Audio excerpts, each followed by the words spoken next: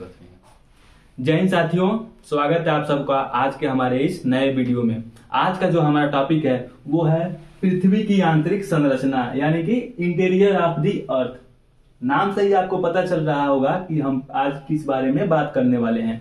तो आज हम बात करेंगे कि जो हमारी पृथ्वी है, जिस ग्रह पे हम लोग रहते हैं, यानी कि हमारी ग्रह, हमारी माता पृथ्वी, उस पृथ्वी की जो आंतरिक बनावट है, उसकी संरचना है, स्ट्रक्चर है, उसको किस तरह से, किस प्रकार से वो स्ट्रक्चर हुई है, तथा उसके आंतरिक भागों में कहाँ कितना घनत्व है, दबाव कितना है, तथा उनकी कौन कौन सी लेयरें हैं, इन सब के बारे में हम आज बात करने वाले हैं। तो सबसे पहले हम देखते हैं कि जो हमारी पृथ्वी के बारे में हमें जो आंतरिक भागों के बारे में सूचना कहाँ से मिलती है। तो बात अगर हम सूचना की करें तो आप एक बार अनुमान करिए कि हम किस किस आधारों पे पृथ्वी के बारे में पता लगा सकते हैं, उसकी आंतरिक संरचना के बारे में पता लगा सकते हैं। तो आप पाएंगे कि एक रूप से देखा जाए, जो हमारी ये पृथ्वी है, पृथ्वी जिसका त्रिज्या कितना है, पृथ्वी की त्रिज्या जो है वो 6370 किलोमीटर के आसपास है। तो इतनी गहराई, इतनी बड़ी लंबी त्रिज्या वाली पृथ्वी के अंदर जाना कठिन कार्य है, जो कि कभी संभव नहीं हो सकता है। इस आधार पे हम यह कह सकते हैं कि पृथ्वी के जो आंतरिक भाग है उसमें तो हम प्रत्यक्ष रूप से बहुत जानकारी इकट्ठा नहीं कर सकते हैं, लेकिन फिर भी प्रत्यक्ष रूप से थोड़ी बहुत जानकारी मिली है हमको, हमारे वैज्ञानिकों को।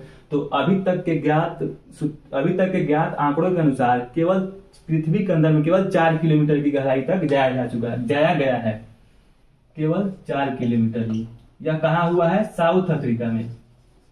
साउथ अफ्रीका में एक सोने की खदान है, सोने की खदान।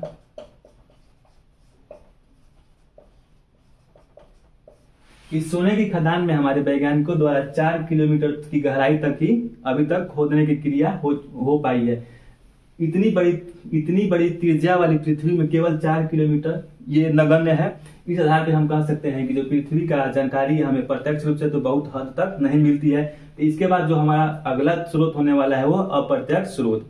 तो पृथ्वी के बारे में ज्यादातर जानकारियां हमको अप्रत्यक्ष स्रोतों से ही प्राप्त होती है, जो कि हम एक सटीक अनुमान लगा सकने में सफल हो सकते हैं। इसके बाद हम जो आपका पहला प्रत्यक्ष हो चुका है, अब जो आपका है अप्रत्यक्ष। इस अप्रत्यक्ष में हमको जानने के लिए क्या क्या पता होना चाहिए? तो उसकी घनत्व, उसके अंदर की दबाव कितनी है, इसके बाद जो है वो है तापमान। घनत्व, दबाव और तापमान के बाद हम अनुमान लगा सकते हैं कि पृथ्वी की जो आंतरिक भागे हैं उसकी बनावट कैसी है, उनमें कौन कौन से तत्वों की प्रधानता है। तो ये रहा अप्रत्यक्ष स्रोत। इसके साथ साथ इसके बाद और भी कई प्रकार की स्रोतें हैं, जैसे आपको पता होगा जब ज्वालामुखी आती है, भूकंप आता है, जैसे ज्वालामुखी के उद्गार के समय जो मैग्मा, लावा सब बाहर आती है धरती पे, तो उसका भी वैज्ञानिकों द्वारा अध्ययन किया जाता है, तथा उसमें भी जो प्राप्त जानकारियां होती है वो भी पृथ्वी के आंतरिक भागों की जानकारी देने में एक महत्वपूर्ण और सहायक पहलू होती है। तो इसके साथ एक महत्वपूर्ण पहलू क्या है? पृथ्वी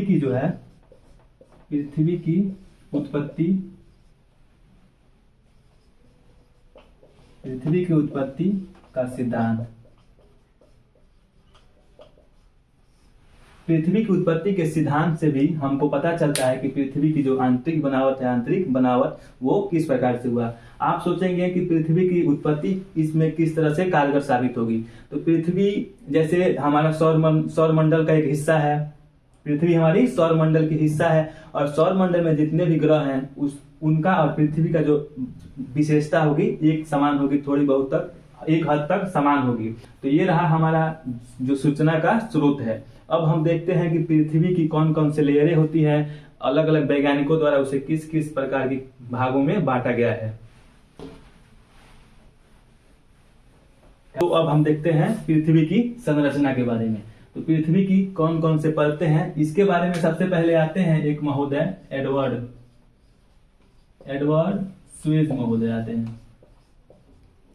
ये आते हैं और पृथ्वी की आंतरिक भागों का अध्ययन करते हैं, पृथ्वी का अध्ययन करते हैं और बताते हैं कि जो हमारी पृथ्वी है उसकी जो ऊपरी भाग यानी कि जो क्रस्ट है वह अवसादित भागों से मिलकर बनी है, अवसादों से, अवसाद जो हमारी क्रस्ट है वो अवसादों से निर्मित है। एडवर्ड सुएज महोदय क्या कहते हैं, जो पृथ्वी की क्रस्ट है अवसादों से निर्मित है तथा अवसादों के नीचे क्रमशः एक एक करके 3 लेयरें पाई जाती हैं, 3 परतें पाई जाती हैं। इन परतों को हम एक ग्राफ के माध्यम से बताते हैं आपको। ये रहा हमारा पृथ्वी। एडवर्ड सुएज महोदय के अनुसार पृथ्वी के सबसे ऊपर की जो लेयर है वो है क्रस्ट।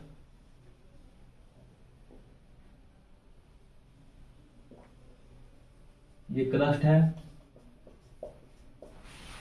क्रस्ट के बाद वो बताते हैं कि जो हमारी पृथ्वी है उसमें सबसे ऊपरी जो परत है, सबसे ऊपरी परत को नाम देते हैं, ये जो सबसे ऊपरी परत है इसको वो सियाल नाम देते हैं। आगे हम चर्चा करेंगे कि सियाल ही क्यों इसका नामकरण जो है सियाल ही क्यों रखा गया। इसके बाद की जो परत है वो एडवर्ड सुएज महोदय के अनुसार सीमा, ये जो परत है इसको वो सीमा कहते हैं।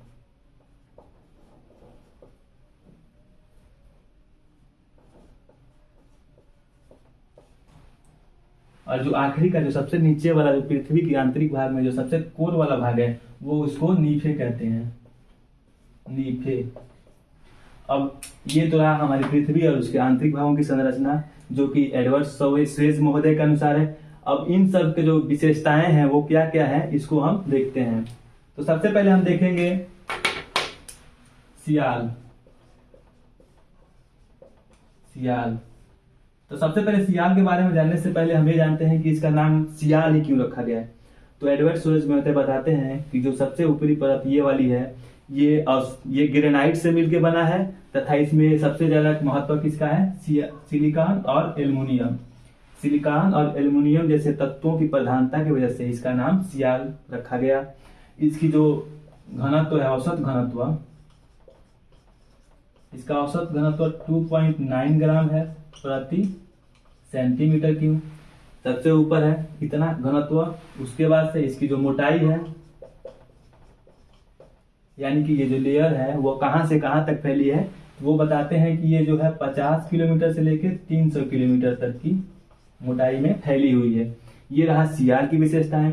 फिर बताते हैं जो सीमा है, जो कि सियाल के नीचे वाली परत है, वो उसकी विशेषता क्या है। तो देखते हैं सीमा की अगर नामकरण की बात करें तो इसमें सिलिकॉन और मैग्नीशियम की मतलब प्रमुखता के कारण इसका नामकरण सीमा रखा जाता है। और ये जो सीमा हमारी है ये बेसाल्ट चट्टानों से मिलकर बनी है। किससे? बेसाल्ट चट्टानों से।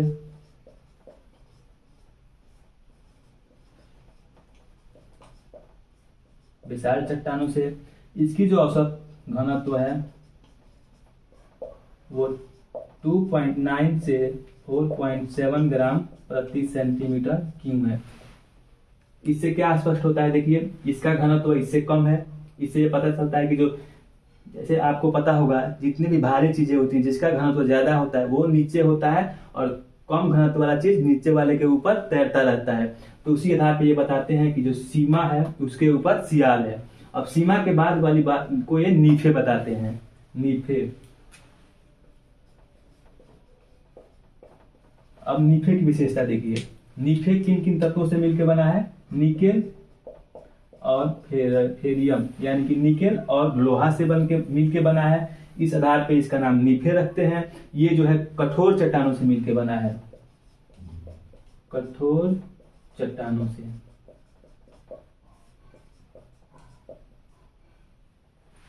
अगर बात की जाए नीफे की तो देखिए इसमें जो फेरियम यानी कि जो लोहा है बहुत प्रमुखता, यानी कि इसकी उपलब्धता बहुत ज्यादा है, जिससे एक बात स्पष्ट हो जाती है कि जो हमारा पृथ्वी का जो कोर है, जो क्रोड है, वहां पे चुंबकीय प्रभाव अवश्य होता हुआ है क्या, तभी इसी वजह से जो लोहा है नीचे है। और जो इसका घनत्व है, नीफे का घनत्व है 11 ग्राम प्रति सेंटीमीटर क्यूब। पूरे पृथ्वी की आंतरिक भाग, पूरे पृथ्वी की जो बनावट है उसमें सबसे ज्यादा घनत्व वाला यही है, नीफे। इसके बाद जो है सीमा है जो कि मीठे के ऊपर है, इसके बाद सियाल है जो कि इन दोनों के ऊपर है। क्रमशः कम, कम से ज्यादा, फिर सबसे ज्यादा, इस आधार पे एडवर्ड स्पेस महोदय इनका पृथ्वी की जो आंतरिक भाग है उसकी संरचना के बारे में बताते हैं। तो ये तो रहा एडवर्ड स्पेस महोदय के अनुसार, लेकिन आज की जो रिसर्चेज हैं उसके अनुसार जो अभिनव मत है, यानी कि जो आधुनिक मत है पृथ्वी की आंतरिक संरचना के बारे में, वो क्या है वो हम अब देखेंगे। आधुनिक मत पृथ्वी की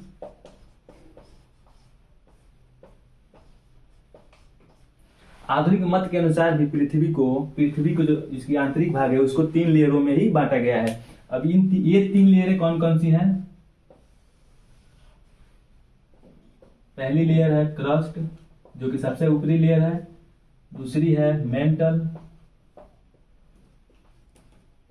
जो क्रस्ट के नीचे वाली है। इसके बाद है क्रोड, आखिरी और सबसे नीचे की क्रोड। तो क्रस्ट, मेंटल और क्रोड की विशेषताएं क्या है, इसको हम एक फिगर के माध्यम से देखते हैं।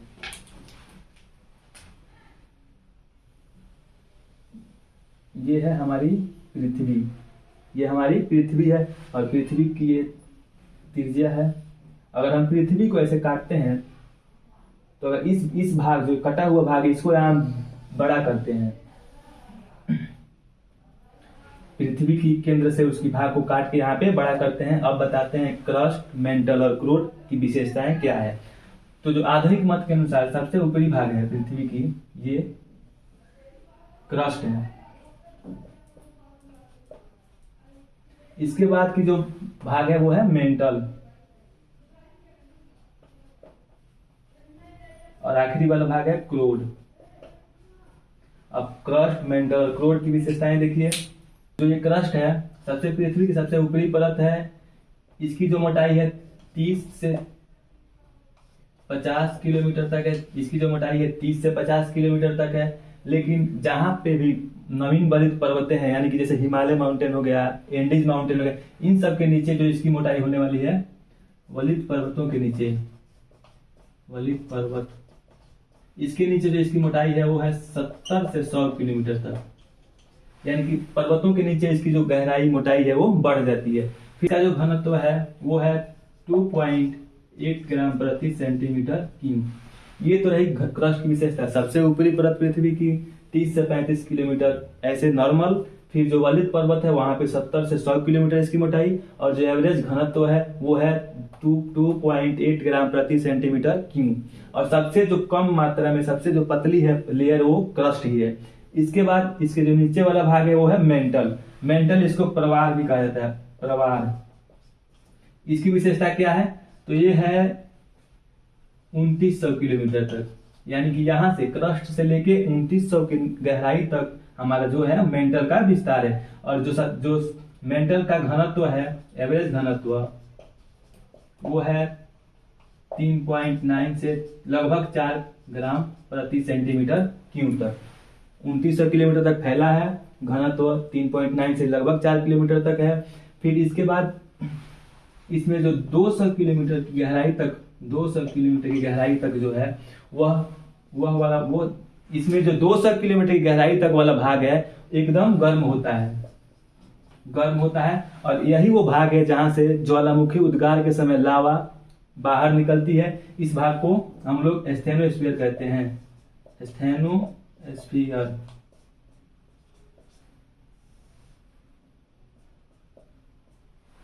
मेंटल जो कि 2900 किलोमीटर तक फैला है, घनत्व इसका 3.9 से 4 ग्राम प्रति सेंटीमीटर क्यूब है। यह जो इसमें एक भाग है यहाँ तक जो कि 200 किलोमीटर तक है। इतना गर्म है कि इसमें यहीं से, मतलब लावा के रूप में जो लावा निकलती है ज्वालामुखी उद्गार के समय, यहीं से निकलती है। और इस भाग को हम स्टेनोस्फीयर कहते हैं। इसके बाद जो हमारा है क्रोड है। क्रोड जो है पृथ्वी की सबसे निचली परत है, निचली परत है। इसका घनत्व जो है 11 से लेके 13 ग्राम प्रति सेंटीमीटर क्यूब है। सबसे ज्यादा घनत्व वाली जो हमारी क्रोड है। और इसकी जो गहराई है 2900 से लेके पृथ्वी की जो त्रिज्या है 6370 6370 किलोमीटर तक है। तो ये रहा आधुनिक मत के अनुसार क्रस्ट, मेंटल और क्रोड, जिसके फिगर के अनुसार हमने उनकी विशेषताओं को वर्णित कर दिया है। अब हम देखते हैं कि इस क्रस्ट, मेंटल और क्रोड में इसको भी क्रस्ट, मेंटल और क्रोड को भी अलग अलग भागों में बांटा गया है तथा उन सब में एक असंबद्धता रेखा होती है। उन असंबद्धता रेखाओं को क्या कहते हैं वो देखते हैं। अब वो ये बना दे रहा है कि मत मिटाओ, एक रस बन बनेगा। तो सेम इसी फिगर को यहाँ हम बड़ा कर रहे हैं।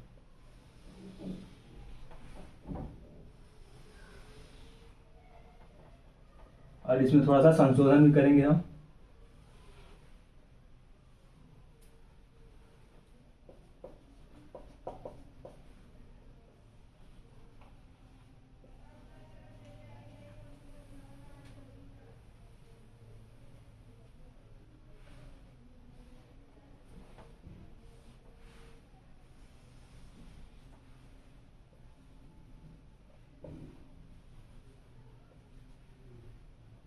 ये हमारा हो जाएगा क्रस्ट।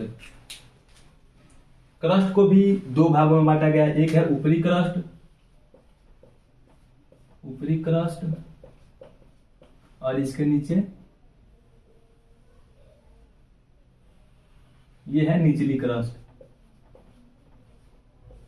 फिर जो हमारा मेंटल था इसको हम उठा के यहां लाते हैं और यहाँ पे मेंटल जो है ये टोटल भाग मेंटल का है।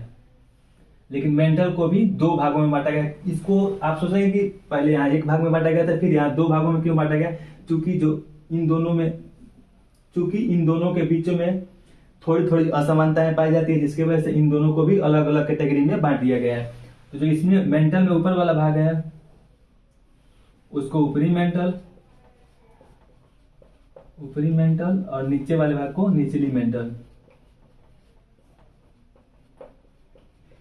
सेम उसी प्रोसेस के अनुसार, उसी प्रक्रिया के अनुसार जो हमारा क्रोड है उसको भी ऊपरी क्रोड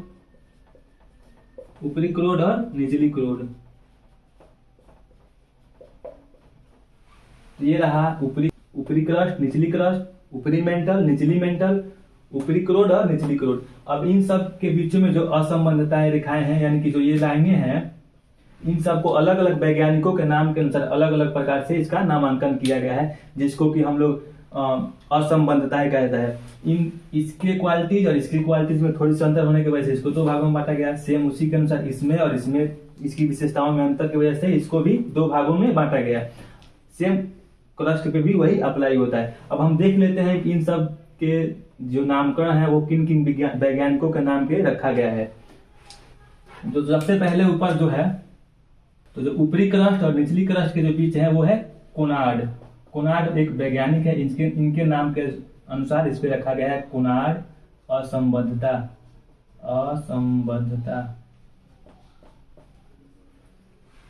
ऊपरी क्रस्ट और निचली क्रस्ट के बीच की जो रेखा है, जो इसको विभाजित करने वाली रेखा है, उसको कोनार्ड असंबद्धता कहते हैं। उसके बाद से निचली क्रस्ट है और ऊपरी मेंटल है, इसके जो बीच की रेखा है उसको कहते हैं मोह असंबद्धता। फिर उसी प्रकार ऊपरी मेंटल और निचली मेंटल के बीच की जो विभाजक रेखा है उसको कहते हैं रेपटी असंबद्धता। फिर उसके बाद निचली मेंटल और ऊपरी क्रोड, ये क्रोड का ऊपरी भाग है, ऊपरी क्रोड, इसको कहा जाता है गुटेनबर्ग असंबद्धता। फिर जो सबसे लास्ट वाला है ऊपरी क्रोड और निचली क्रोड की जो विभाजक रेखा है उसको कहा जाता है लेहमन असंबद्धता। तो ये रहा 5 प्रकार की असंबद्धता रेखाएं जो कि क्रस्ट, मेंटल और कोर की विभाजक रेखाओं के बीच में नामकरण किया गया है। ये सब वैज्ञानिकों के नाम पे ही इसका नामकरण किया गया है। एग्जाम के पॉइंट ऑफ व्यू से ये जो फिगर है बहुत इंपॉर्टेंट है। आप अपने एग्जाम में इसको लिखिएगा और इस फिगर को बनाइएगा। जी धन्यवाद।